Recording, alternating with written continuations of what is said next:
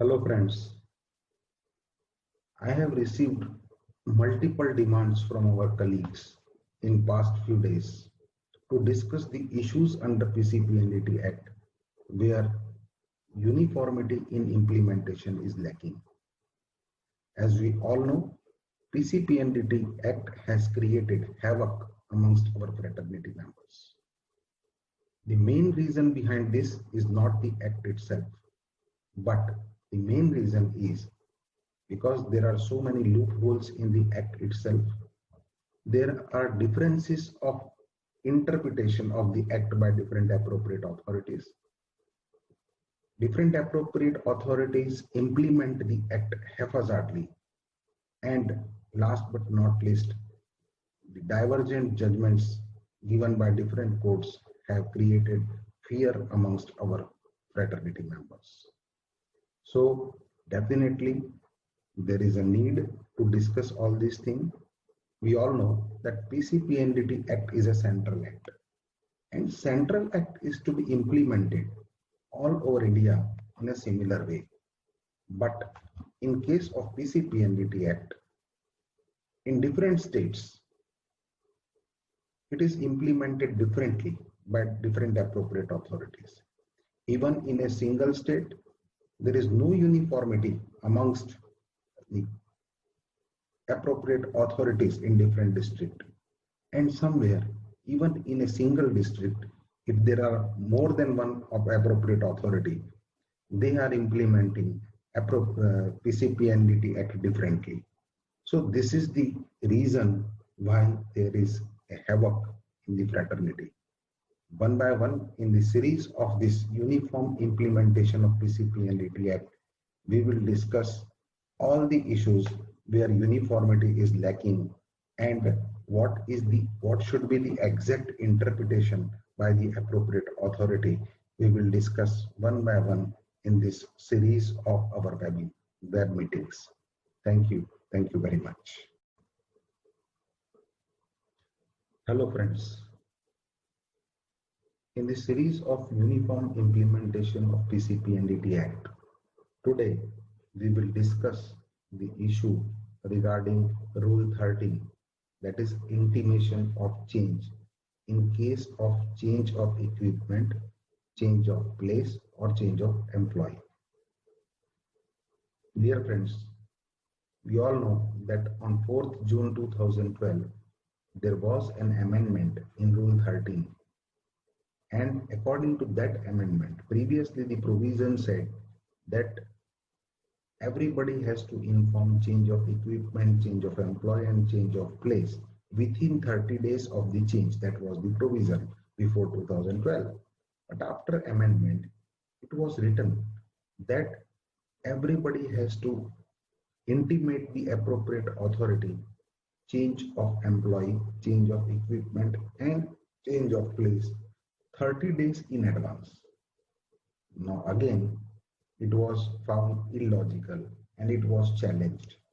In the same case of Rajiv Janskar versus Union of India, in Bombay High Court, it was challenged. And Bombay High Court gave the interim stay and gave the judgment. What they said that this kind of section is illogical because if there is a change of employee, sudden change of employee, suppose some employee working for last 2 years suddenly resigns and they have to employ another person from the very next day, then how can they inform 30 days in advance? Nobody can keep work closed for 30 days after acknowledging the or intimating the change. So this is something illogical. So that was discussed in this case, and in this case the court has mentioned that suppose there is change of equipment or there is change of place, then everybody has to, or the person who is in charge of that place registered is to acknowledge the or intimate the appropriate authority 7 days in advance in case of change of equipment and change of place. But in case of change of employee, they said that it should be intimated within 7 days of the change. Means if there is sudden change, you can inform appropriate authority within 7 days of that change. So as early as possible, you should inform, but the provision says that this judgment says that you can inform within 7 days of the change. Now, one thing more is said in this judgment, that there is a provision that after intimating the change, you have to demand to incorporate that change in your certificate of registration, that is Form B, by the appropriate authority. So when you change the equipment or change the place or change of employee, you intimate the appropriate authority and you have to give your Form B for incorporation of the changes. Now in this judgment, it is clearly mentioned that there is no need to wait for the incorporation of the change in Form B.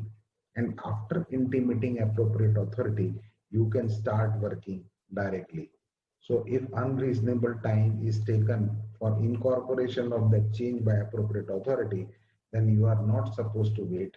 After intimation of the change, you can continue your work and you can start working. So hope I am clear. In many cases, I have seen that in one of the cases in UP, particularly if I can say the district Bignor, in that one doctor was harassed like anything by the appropriate authority. And he said that I have not given you the permission. How can you start working? See, in PC-PNDT rule, there is a provision of intimation of change. There is nothing like permission of change. So once after intimating the appropriate authority, you have done the change, then there is no need to wait for the permission of appropriate authority.